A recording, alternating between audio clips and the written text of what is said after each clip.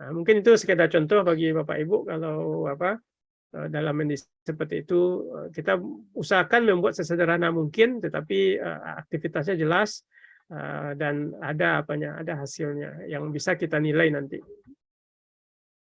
Makanya saya buat nih prakteknya itu dengan menggunakan metode kasus dan juga proyek berbasis tim nanti, proyek berkelompok di akhirnya nanti. Dari setiap kali pertemuan itu ada metode kasus nanti. Jadi tentu sesuai dengan materi kita memberikan apanya itu. Mungkin itu Bapak Ibu sedikit gambaran saja. Mungkin kalau ada lagi yang mau ditanyakan silakan kita diskusikan. Kita masih ada waktu 10 menit. Kalau ada pertanyaan silakan.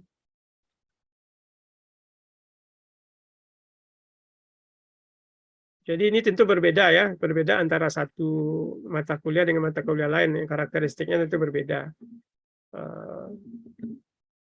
Mungkin ada yang dari MIPA, mungkin lebih konsep ya, mungkin bagaimana saya nggak tahu karakteristik mata kuliahnya bagaimana, atau yang dari komputer juga ada ya, SKMPM saya lihat apanya, bagaimana karakteristiknya,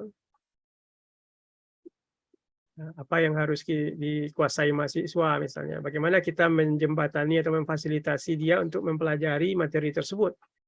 Nah, itu tentu kita yang merancang pengalaman belajar itu.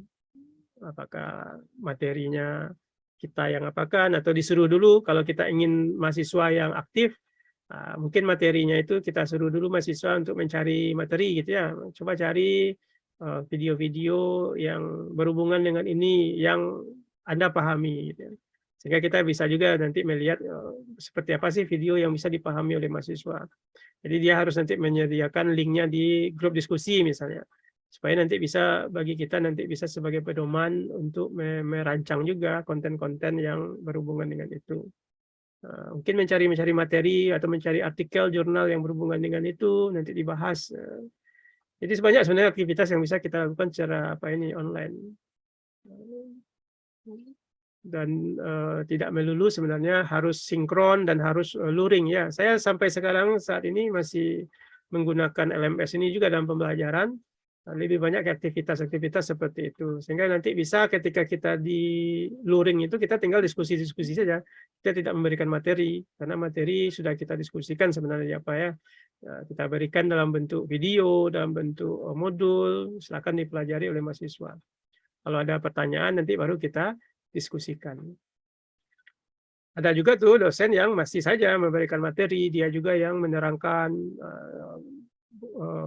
materi tersebut ya di kelas. Sebenarnya mungkin kalau kita lihat dari segi student center itu sudah tidak apa lagi. Yang ceramah itu sudah tidak menjadi apalagi pilihan lagi. Karena konsepnya kalau student center memang mahasiswa yang melakukan aktivitasnya gitu. Nah, kenapa tidak mungkin mahasiswa mencari itu, meramunya, kemudian mendiskusikannya, mempresentasikan di kelas. Nanti tentu kita arahkan apakah itu betul atau salah. Jadi kita juga akan melatih mahasiswa dalam berkomunikasi, critical thinking-nya, kemudian mencari itu kritis ya, dan mencari informasi dan lain sebagainya. Berkolaborasi dengan dengan teman-temannya, dan juga tentu kreatif. Jadi kemarin ini juga ketika saya suruh diskusi mahasiswa presentasi, ternyata masih banyak mahasiswa yang tidak pandai presentasi ini, tidak kreatif. Jadi semua tulisan dikopikan, kemudian itu dibacakan. Jadi agak miris juga kenapa kok masih gitu. Apalagi mereka sudah akan menjadi guru, karena saya di pendidikan dan elektro, mereka akan mengajar nanti di SMK. Itu akan menjadi bulan-bulanan nanti oleh mahasiswanya nanti kalau dia seperti itu. Jadi mengopi pas dari materi kemudian dibacakan.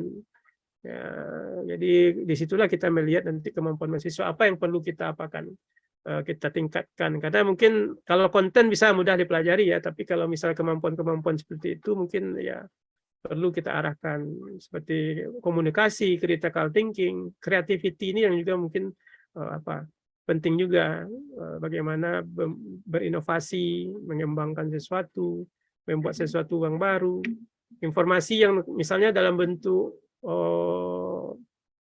kata-kata, bagaimana membuatkannya dalam bentuk yang lain, mungkin dalam bentuk gambar, sehingga mungkin bisa lebih mudah dimengerti. Itu Bu.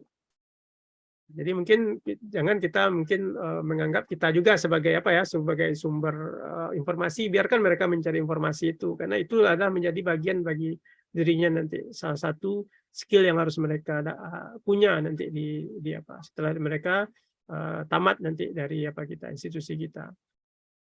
Mampu mengkomunikasikan, mampu mencari informasi, mampu berkolaborasi dengan temannya, mampu berpikir kritis, mencari sumber-sumber yang relevan, karena di Google itu apapun sumber ada, tapi mana yang relevan, mana yang betul, mana yang salah. Yang salah ada juga. Nah, bagaimana kita membekali mereka untuk bagaimana mencari informasi-informasi yang sahih, itu yang sah, yang benar, yang untuk diapakan. Kemudian bagaimana mengkonversi informasi tersebut ke dalam bentuk-bentuk yang lain, yang lebih baik, yang lebih efektif, efisien, dalam bentuk gambar, dalam bentuk diagram, dalam bentuk tabel. Nah, ini dibutuhkan kreativitas mereka itu dalam memfilter informasi dan mengkreasi ini, membuatnya ke dalam bentuk yang lain yang lebih baik. Nah, itu masih banyak juga mahasiswa kita yang tidak mampu seperti itu. Jadi kita mengarahkan mereka seperti itu, Bapak Ibu. Mungkin itu sedikit Bapak Ibu, silakan kalau ada lagi yang mau didiskusikan, masih ada waktu 5 menit lagi. Kalau tidak mungkin saya kembalikanlah ke Pak Asep atau apa ya. Bapak izin bertanya, Bapak.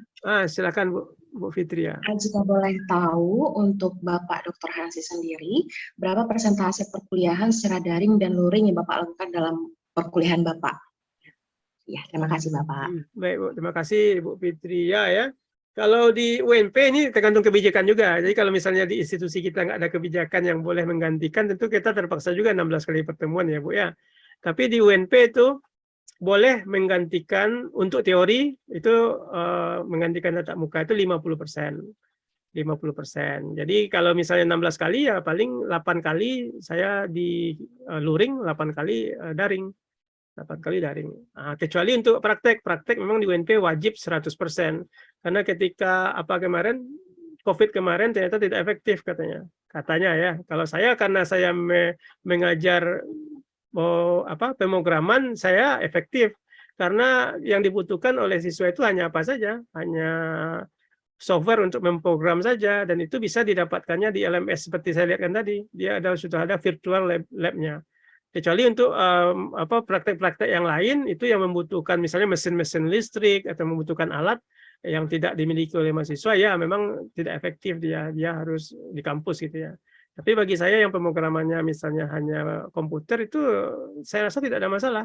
Karena siswa bisa belajar kapan saja, di mana saja. Malahan kalau dia tidak punya komputer pun dengan menggunakan HP dia bisa mengcoding di LMS-nya itu untuk mengerjakan tugas. Jadi tidak ada masalah bagi saya gitu kan.